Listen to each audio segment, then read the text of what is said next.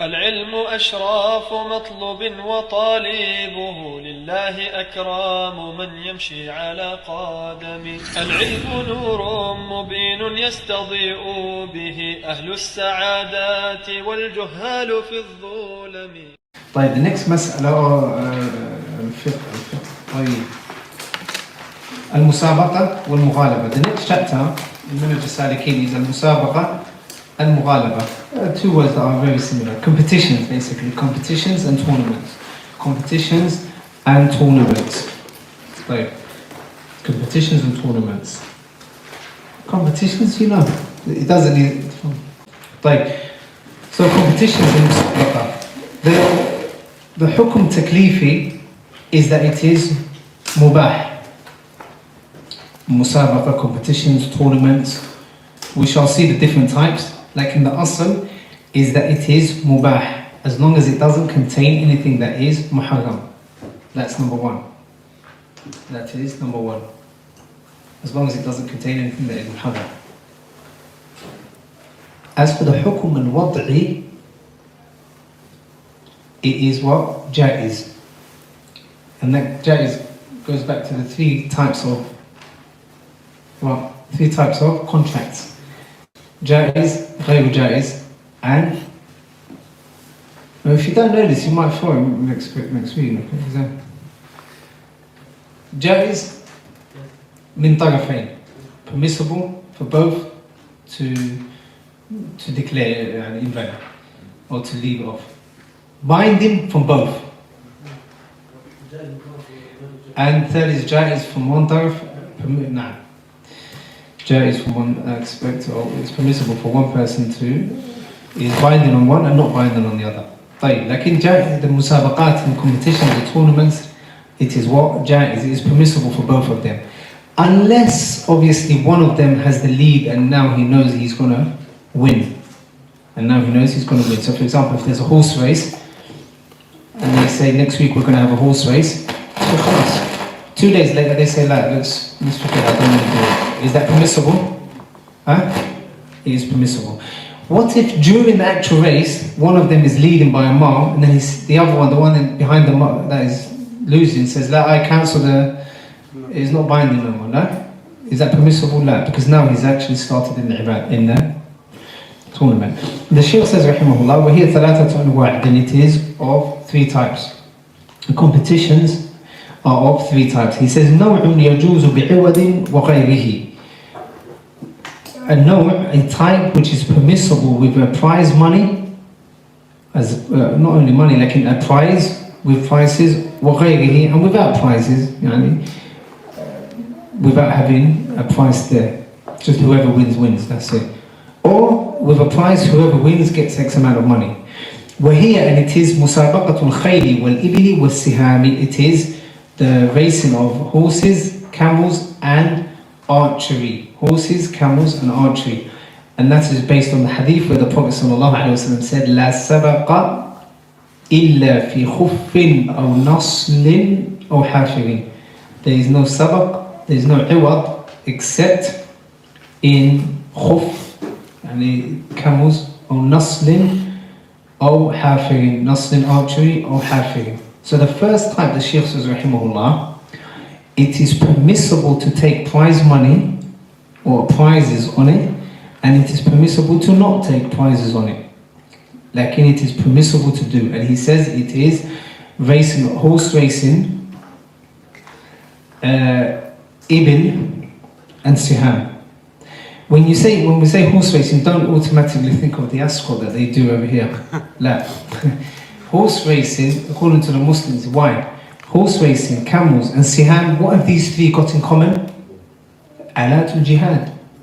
So the person is practicing them in order to be prepared for jihad fi sabilillah. So it is a benefit for the person's mind and body. So that is why these three have been specified. طيب.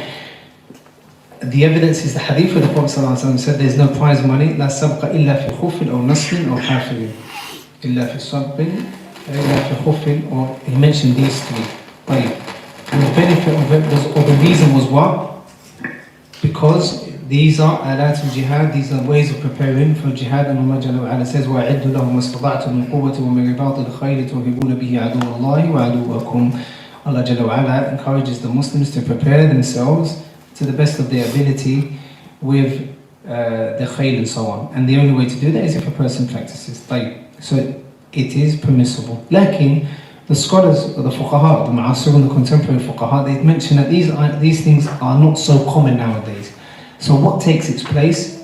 What takes its place is other things like guns, dabbabat, tanks, rockets, airplanes. These sorts of things take the place of what?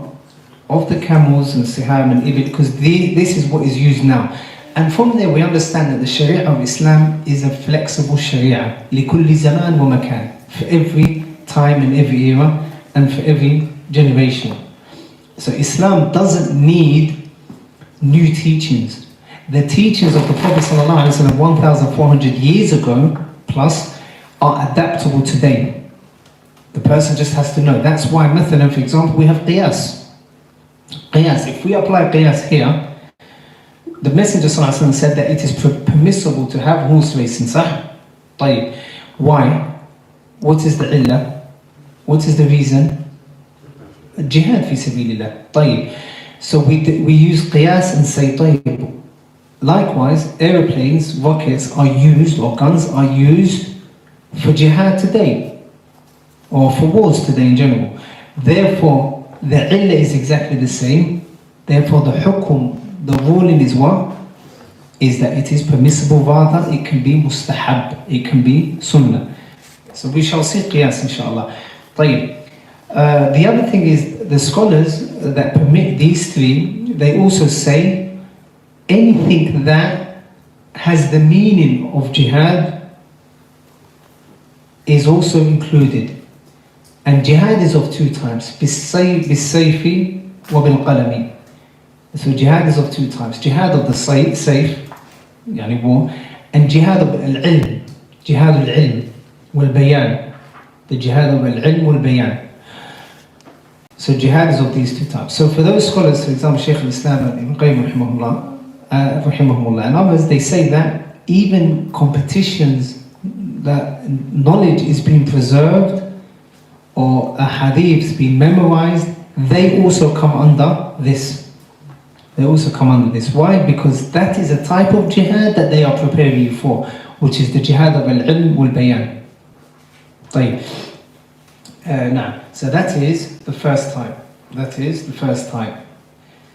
The second type, the Shaykh says, rahimahullah, وَنَوْعٌ يَجُوزُ بِلَا عِوَدٍ وَنَوْعٌ يَجُوزُ بِلَا عِوَدٍ وَلَا يَجُوزُ بِعِوَدٍ. The second type is a type which is permissible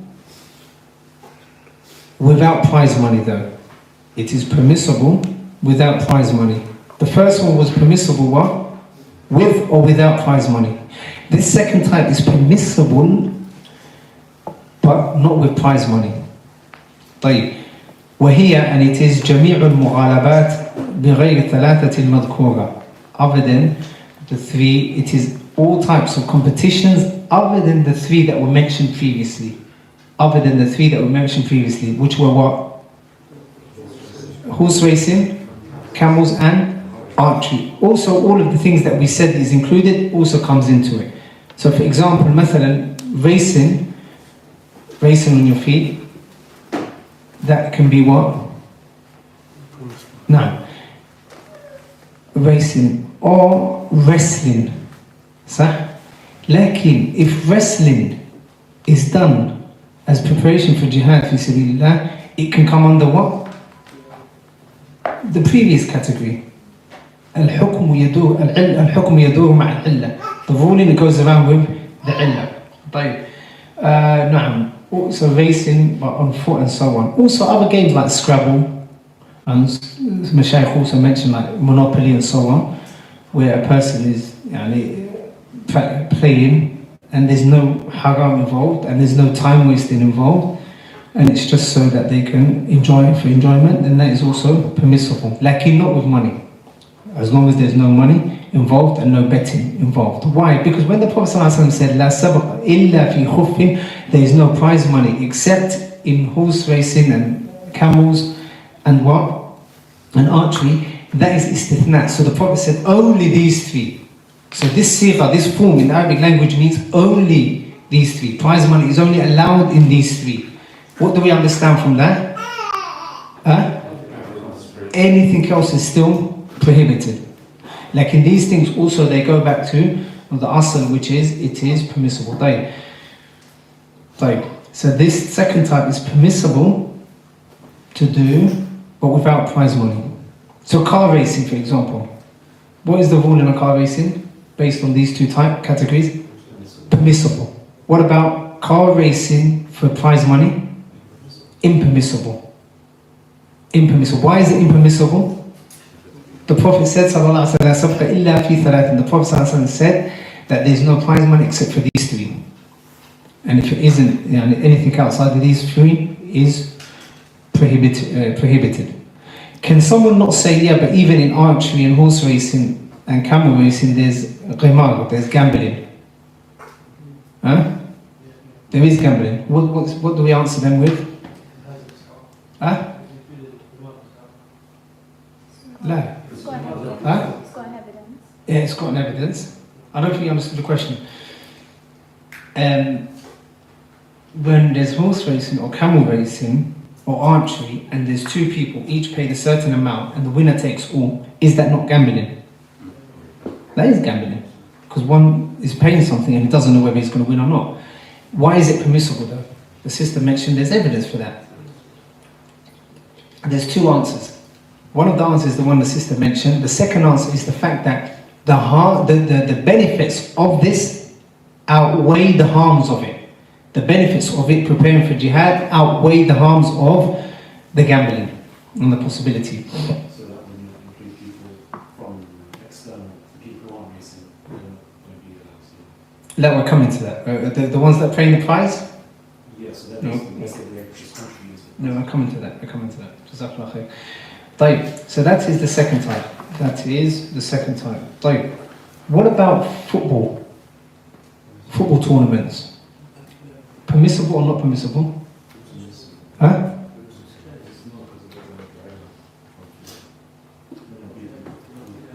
Which category would football come under? The first or the second? I haven't mentioned the third yet. The third is clear cut haram. Like in football tournaments, haram or halal, based on what you've studied so far, the two categories. Huh? Permissible if it is not without iwad. Why? Because it is mubah. And obviously, given the fact that there's no muharram involved, no showing of the awra and no violence and so on and so forth. طيب. Well, what about what people do nowadays where they pay an entrance fee and winner takes all? So there's a prize money. It's haram. Be careful, a lot of people do that. A lot of times there's charity events that take place and they pay an entrance fee.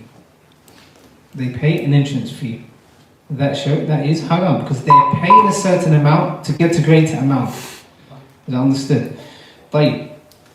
The third mas'ala, the Shaykh says rahimahullah, he mentions the third one. And the third type is what? That which is haram mutlaqan. That which is haram mutlaqan. In any case. That which is haram in any case. وبغير النقد والشطرنج ونحوهما, which is dice games, I think it's called backgammon or something like that. And also shatranj, I think it's chess. So these types are haram. It is haram to, whether it's with a prize money or whether it is not with prize money, it becomes haram in all cases. Also, what comes under that is things like boxing. Boxing, what is the ruling on boxing? Haram. Why is it haram? For several reasons. I want you to tell me why, from different angles. Number one, the awra is not covered. Excellent, man. You're harming the other person. Excellent. You're harming the other person. It's based on actually trying to harm the other person. You're striking of the face. What else? Also, there's money involved. Like with that, it can be said that the fighter himself is not given the money. He's not paying an entrance fee. So the boxing federation would pay both of them. So that is slightly different. Like it is haram because of that. طيب. With regards to, write this down. With regards to prize money, it's of 3 types.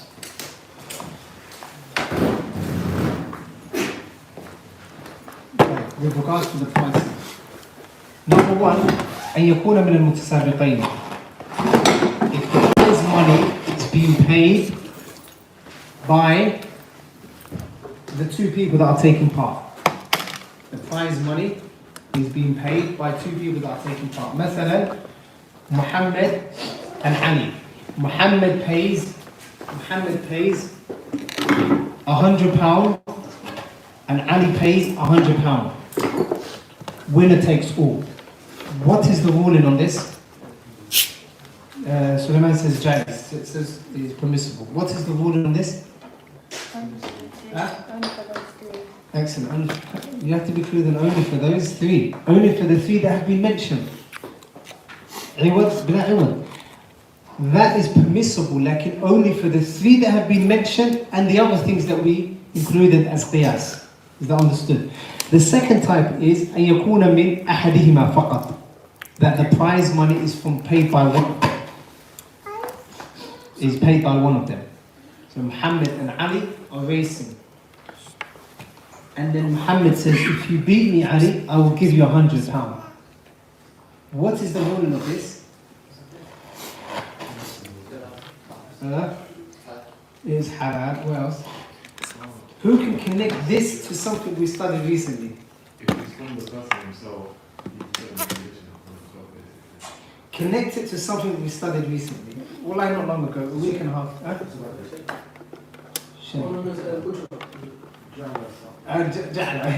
Ja'ala or something. Ja'ala. It is Ja'ala. Whoever does this, I will give him that. Is that not Ja'ala? If you beat me, I will give you 100. So that is permissible because it is Ja'ala. There is no betting involved here. It is Ja'ala. طيب. And the third is غير المتسابقين. It is if the prize money is from other than the people that are what? Other than the people that are taking part. So for example, I say to Muhammad and Ali, whoever wins gets a brand new mobile phone. The prize is from me. I am outside of the race, ain't I? I'm not actually part of them. That is, what is the ruling on this? Haram? I'm going to say haram. Jaiz. Yeah, it's dangerous if the sisters become ahead. It is jaiz. Why is it jaiz? Is there betting involved? Ja'ala, we just said it a second ago. Ja'ala. It is ja'ala. You're saying, whether it's the imam or whether it's someone else. Whether it is the imam or whether it's someone else. طيب. Now, based on that, what is the ruling of the World Cup? The World Cup. FIFA World Cup. Or what they call the Champions League. What's the ruling on that? باطل. Sorry, you probably don't know what we're talking about. باطل. Huh? You don't know how it works. Okay. You get prize money. it's not allowed based on, because it's not. It's not.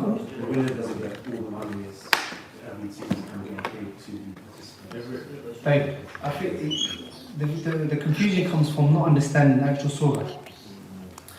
These competitions, you have to do something to qualify. So, once you qualify, it goes through stages. The winner takes what? A certain amount of money. Runners up, third place. So, like, do they pay anything? Do the teams actually pay anything? No. Who is the one that is paying from the top? FIFA, the federation. So what is the ruling then? Jaiz. Why? Excellent. Why is it jaiz? Ja'ala. Because it is from the imam. Or someone similar. An outside party. Like in the World Cup would be haram for other reasons. Like not because of that specific reason. Is that understood? Because there's no betting involved. The team themselves don't pay entrance fee. The teams just go there and turn up and play. And if they win, they get prize money. Lakin, it would be haram based on the fact that there's awra involved, there's other types of munkarat involved. Is that understood? Like in the actual competition itself would not be haram. With respect to everyone, you have different like pays for people that finish different levels, so you have a certain amount of. Now, can you have different levels, different prizes for different levels? Yes, you can. Because it is ma'loom. So for example, whoever comes first gets 10 million. Second, 5 million. Third, 2 million. As long as it is fixed. As long as it is fixed. And the person taking part is agreeing to that. But another mas'ala which is similar to this is, you know, at times you get messages, text messages, to take part in this competition, send, I don't know, 9 or 8, whatever, to this number. That happens often, sir. What is the ruling of this? So it says to take part, you have to send, even on TV shows, to take part, text, I don't know, text a random name to, I don't know, to a certain number, 090, whatever. What is the ruling on this? Haram, because when you send the text, it costs you money. Excellent. Haram, because when you send the money, when you send the text, it costs you money. And often it's £1.80 or some ridiculous price like that. So you're paying a small amount of money in order to get a bigger amount of money, a larger sum of money. So that is why it is muharram. Is that understood?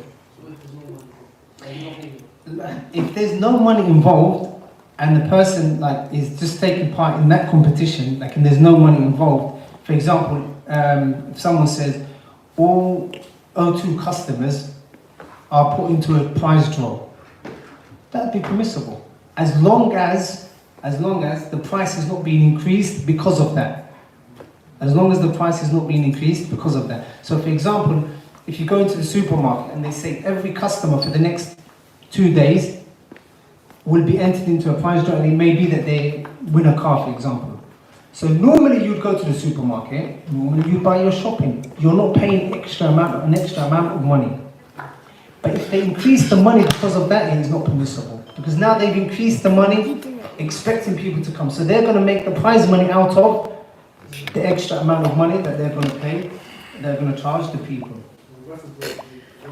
Raffle draws are permissible in the sense that, for example, I say anyone that attends the class, assuming like, for example, the door's there, we put a hat near the car or near the door, and everyone takes a number.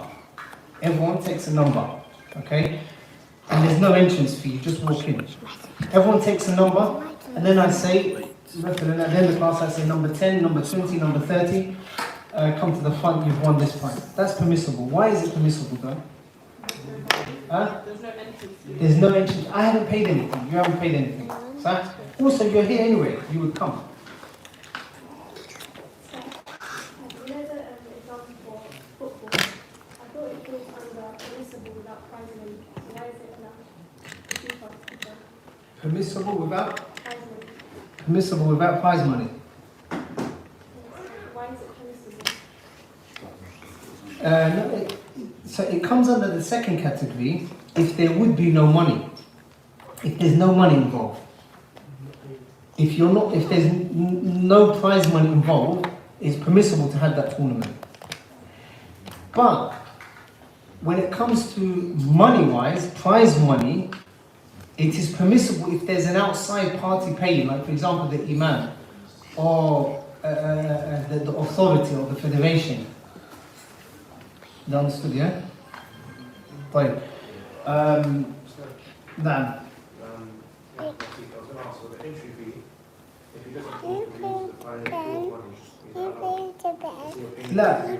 If the entrance fee doesn't go back to the private man, it's still not allowed. Why not? Because you're entering into you're entering into this tournament in order to get money. So would that mean that it's generally for football tournament, you pay for the pitch, so everyone's mind together to pay for it. But then there's a prize at the end. So that concept, that's not allowed. Because if the money is used for services, okay, stuff. No, the money that is used for renting the pitch, that is different. That is different in the sense that that's not actually part of the prize money and that's not anything to do, that's just the facilities. But prize entrance money, entrance fees are not used for that. Entrance fee, you're paying this amount of money in order to be put into the competition. And then when you take part in the competition, you pay, for example, £100, for example. And the prize money is, I don't know, £2,000. You're paying £100 so you can get £2,000. That's what it is in reality. Whether it's used for booking or whatever it may be, that's regardless. You're using it, you're paying 100 to get 1,000, 2,000. Fine. If you go to like a fun fair or arcade, sometimes you pay like money to like win a toy or something like that. So would that be impermissible as well? Like sometimes people pay like £1 or £2 to... Now, technically it would come under that now. It would come under that principle because, you know, like where they have like a box and there's like a whole massive seafood box and they've got teddy bears in there. You're paying a certain amount to get something else, huh? Now you may not win. Is there a possibility, 100% possibility that you'll win? No. Like that is exactly what gambling is. You're paying a certain amount of money in order to get a certain amount of money. And it often happens, like sometimes like you throw items into a box or you can see if you can get it into a straight line or something like that. So you pay an amount in order to get something else. That is gambling. Is that not gambling? I ain't gambling. Like, then the Shaykh says, rahimahullah, so these are the three types, huh? These are the three types. A type which is permissible with prize money, without prize money, and that is what? Horse riding, archery and khayl, and camels. What else comes under that? Anything else to help with jihad fi sabilillah. The second category is what? It is permissible without prize money, such as racing and so on, racing on foot and so on. That is permissible, like without any prize money, unless obviously it's being used for jihad fi sabilillah. Like, the next mas'ala would be, or the third category is what? That which is impermissible, like chess normally, backgammon, the dice games like that. It is haram, because it is not based on how good you are at the game, it's just, a lot of times it's based on luck. It is based on luck. The next mas'ala that we studied was what? In terms of price money. Questions after it. Price money. In terms of price money. If it is from the two people themselves, what is the ruling? Jaiz if what? If it is one of these three that we mentioned. If not, then it is what? Muharram. What if one of them is paying and the other isn't paying? Permissible. What if a high authority is paying? Permissible. طيب. طيب. وأما سواها, it is not permissible. So other than these three that I've mentioned, or the ones that were permissible that I've mentioned, the Shaykh says, وأما سواها, other than them, فإنها داخلة في القمار والميسر, then it is in gambling, it is a form of gambling, therefore it is impermissible. Bab al-Ghasbi, the next bab. The Bab al-Ghasbi, taking someone's property without, taking someone's property illegally. وهو, it is الاستيلاء على مال الغير, it is taking the wealth of someone else بغير حق, without a right. Without a right. Is it alright if I take a phone call? 1 second.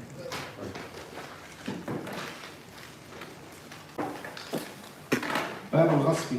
Bab al-Ghasbi is when a person takes someone's property illegally. When a person takes someone's property illegally. And he says, وهو استيلاء على مال الغير بغير حق وهو محرم. It is taking someone else's property, مال الغير بغير حق, without having a right to do so. Without having a right to do so. What does that exclude? If there's a right in taking that money. For example, if the qadi, if the judge declares someone to be bankrupt, and he forces him to what? To sell his items. And I think we studied Bab al-Hajri. Anyway. وهو محرم. On top of that, right, al-hukm. On top of that, right, al-hukm. And the hukm is what? Muharram. It is that it is muharram. It is muharram. The Messenger sallallahu alaihi wasallam said, "Man iqtata'a shibran min al-ardi dhulman tawaqahu Allahu iyyahu يوم القيامة من سبع أراضين. The Prophet ﷺ said, whoever takes a piece of land, then Allah subhanahu wa ta'ala will cause him for him to bear it on his neck, يوم القيامة, down to the seventh verse, والعياذ بالله. طيب. So the hukum of it is impermissible. Whether this item is of what? As long as it's man ma'soom, it is ma'soom, meaning it is man that is meant to be preserved. Whether it belongs to a Muslim, a dhimmi, the Muslim that pays the non-Muslim that pays the jizya in the Muslim land, or the musta'man, the person that has been given aman, or the person that has ahd or covenant or contract to stay in the Muslim lands. طيب. So that is impermissible. Obviously, dhulm is impermissible. Allah Jalla wa Ala says, يا أيها الذين آمنوا لا تأكلوا أموالكم بينكم بالباطل إلا أن تكون تجارة عن تراض منكم. Allah Jalla wa Ala says, all you who believe, do not eat each other's wealth without haqq. Without haqq. Also, the Prophet sallallahu alaihi wasallam said, فإن دماءكم وأموالكم وأعراضكم عليكم حرام. Your wealth, your amwal, your wealth, your a'rad, your honor, and your blood is haram. نعم كحرمة يومكم هذا, like this day in haram and so on. Makkah. طيب. So there's ijma' al-ilm that is muharram. وعليه, now this is what happens after this khasf or this robbery or whatever it takes place. وعليه رده, upon him, meaning the ghasib, the one that takes the person's items or property illegally. عليه, what is wajib upon him is what? رده لصاحبه. They have to take the item back immediately. They have to give it back. They have to give it back to that person. They have to give it back to that person. That's number one. The second mas'ala is وَلَوْ غَرِمَ أَضْعَافَهُ وَعَلَيْهِ. نعم وَلَوْ غَرِمَ أَضْعَافَهُ. Even if it cost him a lot more to return it. Even if it cost him a lot more to return it. For example, if a person steals a phone from someone and he travels, it is wajib for him to what? Return it. Even if postage and packaging takes £10. Even if he's charged £10. Or even if he's sending it from abroad and it takes £30, £40, £50 or £100 to send. It is upon him to send it back to that person. Why? Because he took it illegally. It was haram for him to do so, and he took his item. Now, وعليه, and he says, and upon him نقصه وأجرته مدة مقامه بيده. Also, the indemnity of that price and its rental is upon him during that time. So if anything happens to the item or the duration of the item, for example, let's say a person runs a car rental company. Right? A person, مثلا Muhammad rents out, or Ali rents out the car for 3 days. Like he keeps the car for 6 days. He keeps the car for 6 days. The contract was 3 days. Those extra 3 days, he what? He pays the fee of the daily fee. And anything that is in the contract as a fine. Anything that is in the contract as a fine. He has to pay that for as long as he has it. Then the Shaykh says, وَطَمَانُهُ إِلَى تَلِفَ مُطْلَقًا. Also he has to pay for it and compensate for it, and he has to guarantee it إِذَا تَلَفَ مُطْلَقًا, if it is damaged. مُطْلَقًا, in any case. In any case. Why is that? Because he took it illegally. And his yad, is it yadul aman or yadul daman? Yadul daman. Again, what is yadul daman? What is yadul daman? He doesn't have a permission from Allah or the person. Yadul amana was what? The opposite. Huh? He has permission from Allah subhanahu wa ta'ala or the person. طيب. So if it is damaged, then the person has to pay for it regardless of the item. طيب. However, there's something called mithli and qimi. Mithli and qimi. Mithli is he has to bring the exact item back. For example, he damages a mobile phone, an iPhone 13. He damages an iPhone 13. If you go to the market, you'll find an iPhone 13. So, therefore, he has to replace it. He has to replace it. Like if there's an item that is almost impossible to replace, for example, someone takes someone's car, but it is a used car, and it is like 10 years old. It's almost impossible to get the exact same car with the exact same mileage and so on. So for that case, he pays qimi. the qima, the value of that car. The value of that car or that item. The value of that item. So بالمثل, المثل is ما له مثل في الأسواق, that which has a like of it in the suq. And the qimi is ما ليس له مثل في الأسواق, that which doesn't have the like of it in the suq. طيب. وزيادته لربه, and if it does increase, then the increase is upon, it belongs to who? The owner. For example, you steal an item and the item, the value of the item goes up. The value of the item goes up. Like, that belongs to who? Nah. So for example, another example that the fuqaha mentioned is if a person steals a abd, he steals a slave. He steals that slave and he teaches him, he keeps him for about a year. He teaches him 2 different languages. He teaches him how to do carpentry and he teaches him how to write. The abd, a year ago, did not have any of these. So this person spent a lot of money and time on him and taught him all of these things. A year later, or even 2 years later, or 2 months later, he still needs to return the what? The servant.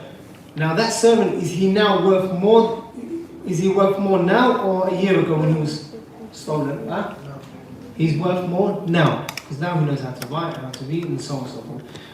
Like, has the ghasib, the one that stole the item, or that stole him, the slave, has he got a right to say, listen, I spent X amount of money teaching him language classes and teaching him to write and so on and so forth? Has he got that right? No. So the item that is stolen and the benefit of it and the increasing of it goes back to the servant. It goes back to the original owner. For example, if a person steals a camel, and the camel is weak and fragile and so on, frail. On this last line. Lakin, the person that steals it, he looks after this camel. Feeds him well, looks after him, bathes him, washes him and so on. A few months later, the animal becomes beautiful, the camel. And he's now worth £10,000. The fact that he's now worth £10,000, can he go back to, when he has to return the item, can he say, right, I spent X amount of money on him? La. Why? Because وَزِيَادَتُهُ لِرَبِّهِ. And the Shaykh says, the last mas'ala, وَإِذَا كَانَتْ أَرْضًا وإذا كانت أرضا فغرس أو بنى فيها فلربه قلعه الحديث ليس لأنق الظالم حق. Like, what if a person steals land and then he builds upon that land? The Shaykh says, if he does that, فلربه قلعه, then the owner of the land can demolish it and remove it. The land owner can demolish it. Demolish the land or the house that was built or wherever it was built. ليس لأنق ظالم حق. The Prophet ﷺ said that the unjust one has no right. The unjust one has no right. So it can't be said, oh, he spent ages building this and so on and so forth. It can't be said. He needs to give it back. Lakin, there are 5 rulings that the scholars mentioned with regards to this mas'ala. The very first one is al-ithma. He is blameworthy, he is sinful, wa alayhi tawbah, he has to repent. He has to repent. Also, the next one is qal'ul gharasi wa naqdul bina. He has to remove it and get rid of the building. Yadmanu naqs. He also has to compensate for any deficiency in the land. For example, there's certain land that if you build upon, it decreases in value. If it does decrease in value, that value that it decreases by, he has to pay for it. He has to pay for it. Also, taswiyatul ardi hatta yazula harf al-ghas. He has to make the land level. He has to make the land level. So he can't leave it all bumpy with holes and everything. He has to leave it level. Also, he has to pay for the time that he spent on that land, that he occupied that land. Right. And the last mas'ala is, the Shaykh says, وَمَنْ انْتَقَلَتْ إِلَيْهِ الْعَيْنُ مِنَ الْغَاسِبِ وَهُوَ عَالِمٌ فَحُكْمُهُ حُكْمُ الْغَاسِبِ. The Shaykh says, and whoever knowingly takes possession of this item, مِنَ الْغَاسِبِ, he buys it from the one that stole it. If a person buys an item from the person that has stolen it, وَهُوَ عَالِمٌ, and he knows that this item is stolen, فَحُكْمُهُ, his حُكْم, حُكْمُ الْغَاسِبِ, is the hukum of the ghasib. Meaning, they'll say he takes the same wool as the one that stole it. So for example, this happens often where you see people walking around in the streets and you know they've stolen a mobile phone. And when you see a crackhead walking around with an iPhone 13, you know that he's stolen it. You know that he has stolen it. Therefore, it's impermissible for you to buy it from him. Or a laptop that is worth £1,000 and he's selling it for £20 or £30. You know that he has stolen it. So therefore, it is impermissible to buy it from him. Like if a person buys it from him not knowing that it's stolen, for whatever reason, then he is not blameworthy. He is not blameworthy. Like in anyhow, that he has to return the item when he does find out. He has to return the item when he does find out. The Prophet ﷺ said, نعم the Prophet ﷺ said in authentic hadith فإذا كان لو قصب من شخص شيئا كصيغة من وجد ماله بعينه عند رجل قد أفلس فهو أحق به. That hadith, the Prophet ﷺ said that if a person finds his mal, his wealth, with a person that has been declared bankrupt, then he is allowed to take that from him straight away. If that is in the case of bankruptcy, imagine in the case of someone who has stolen your item, then you are more befitting to take the item. Lakin, the person is not blameworthy. Lakin, he's blameworthy when? If he knows, and he has to pay the daman, or he has to compensate for that. Wallahu ta'ala a'lam wa ahkamu billahi tawfiq. We'll stop there inshallah. We've only got about 6 chapters left of Kitab al-Biyah inshallah. If we go at this pace, we should finish in good time.